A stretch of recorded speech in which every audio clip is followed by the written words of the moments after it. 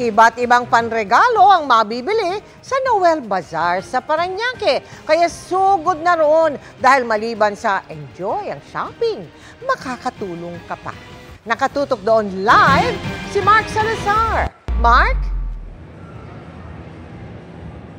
Bukas na po ang Noel Bazaar dito sa Okada sa Parañaque para sa ating taunang tradisyon ng shopping at charity.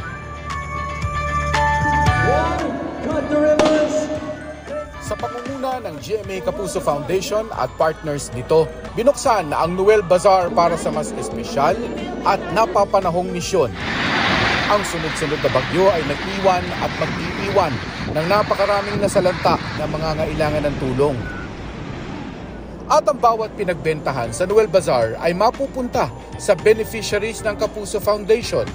Nung mga nakaraang taon, nagkakataon din na may mga bagyong sumalanta sa bayan at nagpapasalamat kami sa lahat ng mga sumuporta sa Noel Bazaar because this is the time that we really need the support of all our kababayan so that we can help out those who are badly hit by the typhoons. Napakarami pong gift ideas sa Noel Bazaar mula sa mga accessories, apparel for all ages, mga gamit pang bahay o kusina, mga maleta nga meron. Mas mainam na yung maaga kaysa late. Gaano kahaba ang iyong gift list? Ay, marami. Yes. Marami kasi marami tayong tinutulungan. Yes, family. Yes. Pati sa church.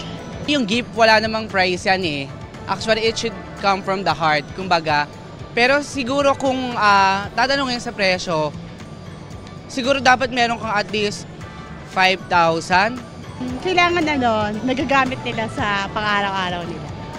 Siguro po i-base po natin sa personality niya. Kung i-base natin siya sa personality, mas mahanap natin yung tamang gift para sa kanya.